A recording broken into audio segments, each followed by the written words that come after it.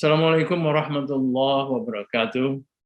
Halo para pemirsa FNN Televisi, jumpa lagi kita di acara Opini FNN bersama saya Asyar Usman. Hari-hari ini sudah 20 bulan Harun Masiku, kader istimewa PDIP, menghilang. Dan sampai hari ini belum juga tertangkap. Padahal Indonesia ini punya 34 kepolisian daerah, Polda, 504 Polres, hampir 4.000 Polsek, dan lebih dari 470.000 personel kepolisian, tersebar di seluruh Indonesia. Entah di mana salahnya, kepolisian nomor 2 terbesar di dunia ini tak berdaya dibuat Harun Masiku. Nah, sekedar mengingatkan, Masiku adalah tersangka kasus Sogok, mantan komisioner KPU, Wahyu Setiawan, yang dihukum penjara 6 tahun.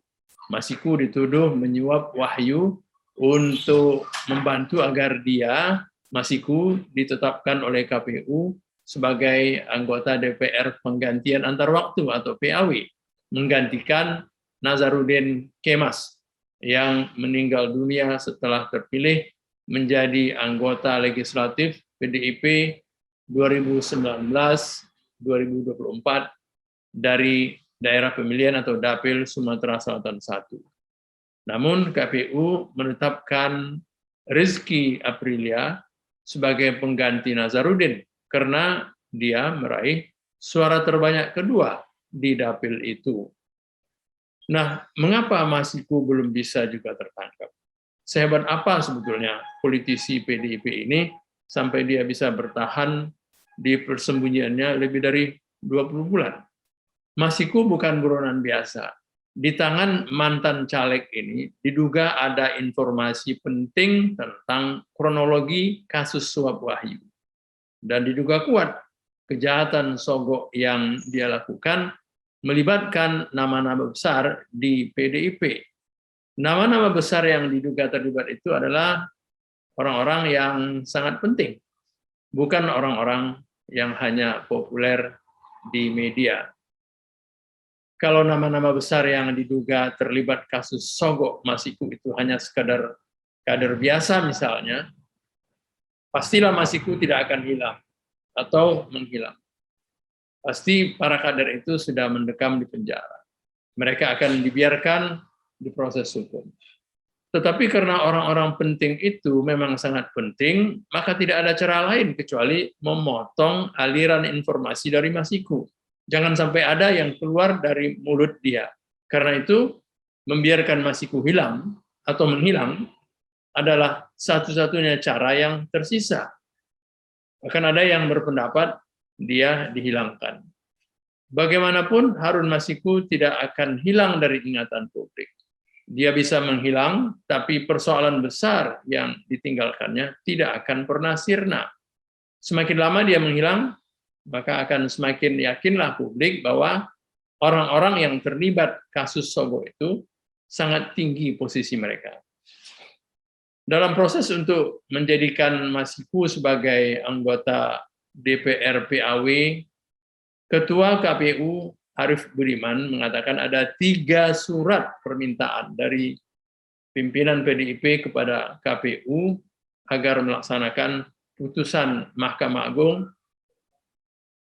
Putusan itu membolehkan pimpinan parpol menentukan PAW.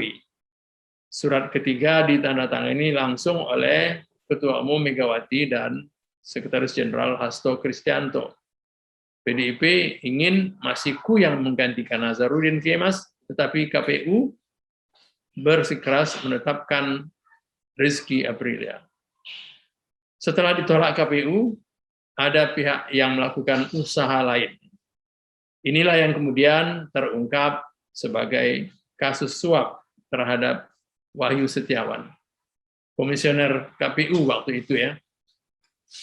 Komisi Pemberantasan Korupsi atau KPK melakukan operasi tangkap tangan OTT pada 8 Januari 2020 di 3 tempat secara simultan. Wahyu Setiawan ditangkap di Bandara Soekarno-Hatta.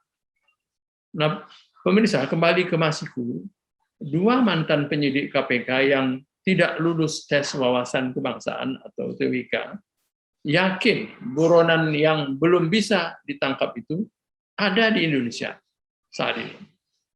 Ronald Sinyal yang menangani pencarian Masiku mengatakan dia, Masiku, pulang ke Indonesia setelah cegah tangkalnya berakhir Januari 2021 ini. Cegah tangkal imigrasi itu berlaku 6 bulan dan hanya bisa diperpanjang 1 kali, dan itulah perpanjangannya berakhir pada bulan Januari 2021. Penyidik KPK lainnya yang juga disingkirkan lewat TWK, yaitu Harun Al-Rashid yang dijuluki Raja OTT, mengatakan dia pernah tahu lokasi Masiku. Nah, ini luar biasa. Tetapi karena waktu itu dia berstatus non-aktif, Harun Al-Rashid tidak bisa berbuat apa-apa. Sebagai penutup, ada hal menarik dari kronologi sogok Masiku kepada Wahyu. Dalam sidang pengadilan, tersangka Saiful Bahri, kader PDIP, mengatakan kepada hakim bahwa dia melaporkan perihal uang sogok itu kepada Sekjen Hasto Kristianto. Seperti ditulis Kompas.com, karena beberapa kali Saiful meminta uang ke Harun, Hasto disebut sempat menegur Saiful ya, dan meminta agar segala permintaan uang dari Harun dilaporkan kepada Hasto. Saya sempat ditegur Pak Hasto karena saya meminta dana operasional ke Pak Harun. Kemudian karena peristiwa itu, ya saya akhirnya kalau setiap peristiwa saya laporkan. Begitu jawab Saiful. Dia melanjutkan, Hasto katanya menjawab oke, sip atas laporan penerimaan uang dari Harun Masiku tersebut. Itu kutipan dari Kompas.com ya. Nah, hari ini publik hanya bisa memutar ulang drama ini. Maksudnya drama kasus korupsi penyogokan ex-komisioner KPU. Tidak bisa publik ikut campur untuk meluruskan adegan-adegan aneh yang berlangsung tanpa koreksi itu. Tapi Anda masih beruntung, sebab drama Masiku yang spektakuler itu menyandang nama besar di PDIP, yaitu Bu Megawati dan Hasto Kristianto. Nah, di mana beruntungnya? Beruntungnya adalah begitu teringat Masiku, otomatis Anda akan ingat Bu Mega dan Hasto. Nah, para pemirsa, itu dulu opini FNN kali ini.